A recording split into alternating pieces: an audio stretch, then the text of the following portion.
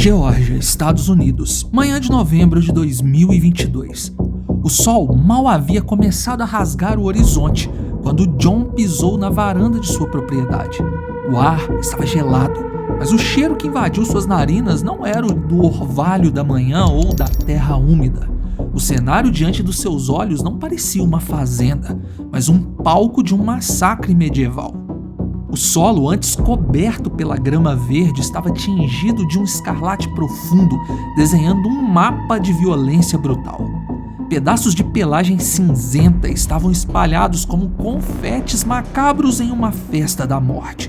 E ali, em meio ao silêncio ensurdecedor que sucede à catástrofe, jaziam corpos. Não de ovelhas indefesas, mas dos predadores. Cadáveres destroçados de coiotes mesclados a gotas de sangue formavam uma trilha que levava até a cerca. John contou 1, 2, 3. A contagem parecia não ter fim. 8 predadores da elite, assassinos naturais, transformados em carne morta e fria. Mas algo estava errado. O arquiteto daquela carnificina, o guardião daquele inferno, havia desaparecido. A única pista deixada para trás era um pedaço dilacerado de uma cauda branca e uma trilha de terra remexida que sumia na floresta densa. O que aconteceu naquela madrugada não foi uma briga de animais, foi um animal doméstico lutando por sua vida para defender seu lar. Sejam bem-vindos ao Ordinário. Muitos acreditam que a natureza é equilibrada, justa. Hoje nós vamos arrancar essa venda dos seus olhos. Você verá o que acontece quando o instinto de proteção é levado ao limite. Esqueça o conceito de cão de estimação. Hoje vamos analisar a anatomia de um milagre sangrento. Como um único cão, sozinho, enfrentou uma legião de 11 assassinos e decidiu que naquela noite seria o fim do mundo para eles. Deixe seu like e se inscreva no canal. Agora, vamos ao vídeo. John Warrow não é um homem ingênuo. Como criador de ovelhas na região rural da Geórgia, ele sabia o que estava inserido na cadeia alimentar dos predadores da região. E nessa cadeia, o lucro dele, as ovelhas, eram o prato principal de um dos predadores mais oportunistas e astutos da América do Norte, o coiote. O coiote não é um lobo nobre, ele é um agente do caos. Não é à toa que esse animal é pintado como traiçoeiro e manipulador em desenhos animados. Eles operam na surdina, são rápidos, atacam em matilhas desorganizadas, mas letais, e possuem uma fome insaciável. John sabia disso. A sabedoria popular e a experiência diziam que um coiote sozinho é um covarde. 2 são um problema. Mas naquela região a matemática da predação estava prestes a mudar. Para proteger seu investimento e sua família, John recorreu à engenharia genética ancestral. Ele não comprou uma arma de fogo, ele comprou um cão de montanha dos Pirineus. Essa raça não foi criada para buscar bolinhas no quintal. Eles foram forjados nas montanhas geladas entre a França e a Espanha, desenvolvidos através de séculos para serem protetores rápidos e impiedosos.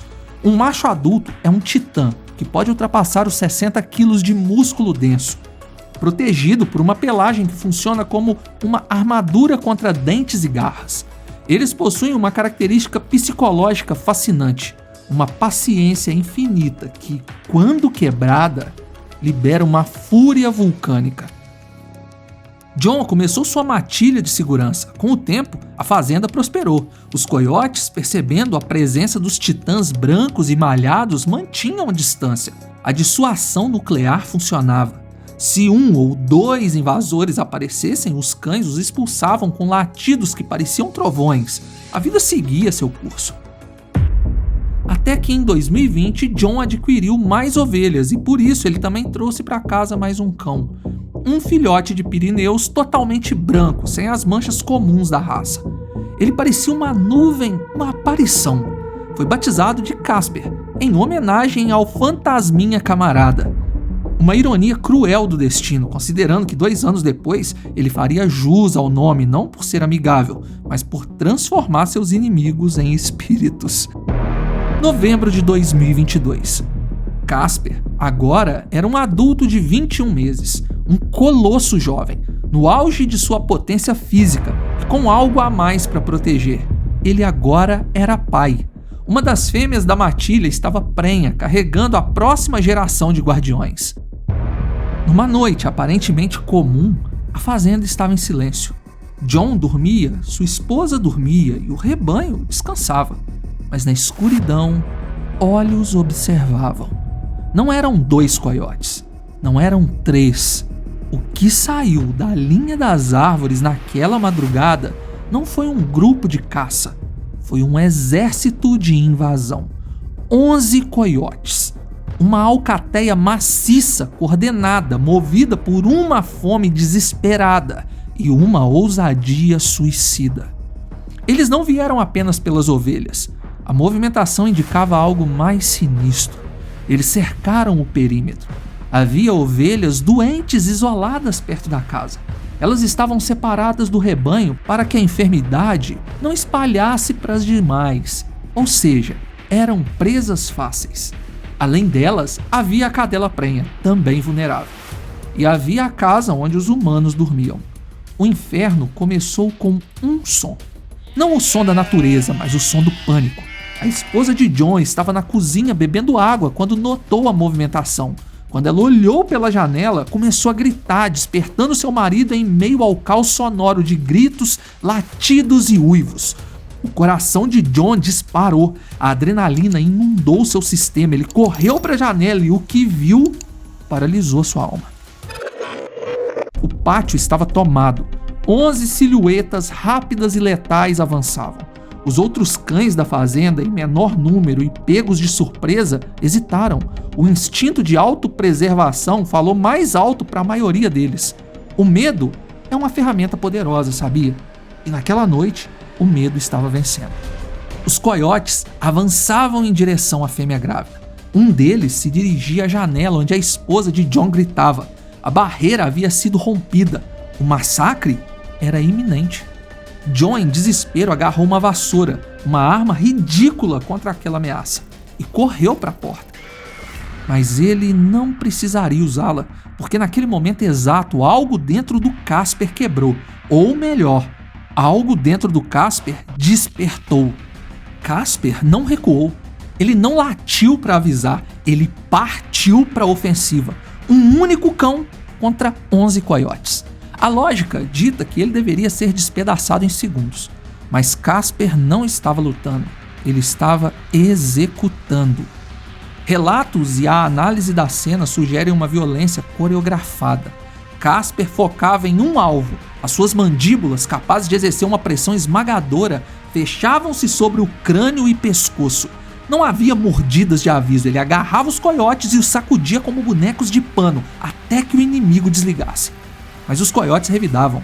Casper se tornou um borrão branco em meio às sombras, recebendo mordida de todos os lados. Dentes rasgavam sua pele, arrancavam sua carne, mas a dor parecia apenas combustível para sua fornalha interna. Ele não parou. Casper continuava avançando. Ele protegeu a fêmea grávida com o próprio corpo, transformando-se em um escudo de fúria. Quando os coiotes perceberam que não estavam enfrentando uma presa, mas sim um monstro, o pânico mudou de lado. A alcateia, antes confiante, quebrou a formação. O predador virou a presa. Mas a sede de sangue de Casper não havia sido saciada. 8 coiotes já estavam mortos no perímetro. Os 3 sobreviventes, aterrorizados, pularam a cerca e correram para a floresta. Qualquer animal racional teria parado ali, teria lambido as feridas e contabilizado os danos. Mas Casper não. Ele pulou a cerca de 1,5 metro e foi caçar os fugitivos, desaparecendo na escuridão, perseguindo os remanescentes daquele exército determinado a garantir que a mensagem fosse clara: ninguém toca na minha família. Mas será que Casper sobreviveria? E na natureza, quem não tem estratégia vira estatística, e não saber lidar com a sua vida financeira é exatamente o que te torna vulnerável. E eu sei muito bem como é estar desse lado. 2019, a minha vida financeira estava uma bagunça. Meu dinheiro, ele nunca sobrava, eu administrava as finanças de casa terrivelmente. E a verdade é que eu perdi muito mais dinheiro por não ter o conhecimento do que se eu tivesse investido em aprender, sabe? E naquela época, Conhecer o Raul Sena, pra mim, foi tirar a sorte grande, porque ele nem sabe disso. Mas os conteúdos dele salvaram a minha vida financeira. E é por eu saber de tudo que eu passei, eu tenho muito orgulho de apresentar para vocês hoje a AUVP. Porque além de ser a melhor escola de investimento do país, a AUVP te entrega o arsenal completo. Investimento no Brasil e Estados Unidos, câmbio, ferramentas de gestão financeira, aulas ao vivo semanais, cartão Black, tudo num só lugar. E o principal, cara, a garantia. Esquece a regra padrão de 7 dias. Na AUVP, a garantia é de aprendizado. Se você assistir tudo e sentir que não aprendeu, eles devolvem o seu dinheiro inteiro. É risco zero. Então, o primeiro passo é clicar no link da descrição ou no QR Code que está aqui na tela e fazer a sua análise de perfil. Eu já estou lá. O sol nasceu iluminando a carnificina que descrevemos no início. John encontrou os corpos dos invasores, mas seu coração afundou. Onde estava Casper? Ele teria sobrevivido? Afinal, o cão estava gravemente ferido. Parte de sua cauda estava caída no quintal, seu sangue se misturava ao sangue dos invasores. Mas John não podia se dar por vencido e ele iniciou as buscas. O homem reuniu amigos e familiares e entraram na floresta. As horas se tornaram dias. A angústia da família Werewolf era palpável. A notícia do cão herói desaparecido começou a circular nas redes de notícias locais. Todos estavam comovidos, afinal, onde estava Casper? 2 dias haviam se passado, 48 horas de agonia. Foi então que ele emergiu da mata. Casper voltou para casa, mas ele não parecia mais o cão que era. Ele parecia um sobrevivente de um filme de guerra, um soldado gravemente ferido, faminto e ao mesmo tempo aliviado por estar de volta. Sua pelagem branca estava tingida de marrom e vermelho seco. Seus olhos estavam vidrados em choque e exaustão. A extensão dos ferimentos era grotesca. Os coiotes haviam cobrado um preço alto. Casper tinha feridas profundas perfurando seu pescoço, quase atingindo a jugular. O dorso estava retalhado, a cauda mutilada. Ele caminhava cambaleando, um fantasma que recusava cruzar para o outro lado. John não perdeu tempo. A corrida agora era contra a infecção e o trauma. O grupo Lifeline Animal Project entrou em cena. A história do cão que derrotou o exército de coiotes viralizou. Não era apenas um cachorro ferido, era um herói. Os custos veterinários eram astronômicos. Cirurgias reconstrutivas, tratamento intensivo para fechar os buracos em sua carne. Uma vaquinha online foi aberta. A meta? Salvar o soldado Casper. A resposta do público foi avassaladora. Mais de $15 mil foram arrecadados em tempo recorde. O mundo queria ver aquele titã viver. Mas nós vivemos na era da dúvida. E onde há luz, há sombras digitais. Conforme a história explodia nas manchetes globais, surgiram os abutres da internet. Teorias da conspiração começaram a brotar nos esgotos das sessões de comentários. É tudo mentira, diziam alguns. Foi armado para ganhar dinheiro, diziam outros. Os especialistas de sofá questionavam como um único cão poderia abater 8 coiotes. Eles duvidavam porque, para a mente medíocre, o extraordinário parece impossível. Eles não viram os corpos dos coiotes destroçados que foram recolhidos, mas a brutalidade dos ferimentos de Casper não mentia. As mutilações foram desferidas por outro animal e não por um humano em busca de likes. A verdade é que a realidade é frequentemente mais visceral do que a ficção. Casper não precisava de advogados de defesa, suas cicatrizes eram o seu testemunho. John era um homem respeitado na comunidade, sem nenhum escândalo conhecido em sua vida. E o fato é que a ferocidade dos cães dos Pirineus é um fato biológico, não um mito. Casper sobreviveu. Ele passou meses em recuperação, reaprendendo a viver sem a dor constante, adaptando-se à perda de parte da sua cauda. Mas ele manteve o seu posto. Essa história nos obriga a olhar para o espelho. Nós humanos nos orgulhamos de nossa tecnologia, de nossas armas, de nossa evolução, mas quando a escuridão bate à porta, quando a violência primitiva se apresenta, não são os aplicativos ou o dinheiro que nos salvam. É o instinto. É a lealdade crua, aquela que não pede nada em troca, apenas o direito de proteger quem se ama. Agora, Me responda essa. O que você faria se visse 11 coiotes famintos no seu quintal, prestes a atacar o seu rebanho, seus cães e sua casa? Você teria a coragem de 1/10 desse cachorro? Registre sua opinião nos comentários, deixe seu like, compartilhe esse vídeo nos seus grupos do WhatsApp e se inscreva para nos ajudar a realizar nosso sonho de 1 milhão de inscritos. Obrigado por assistir. Fui!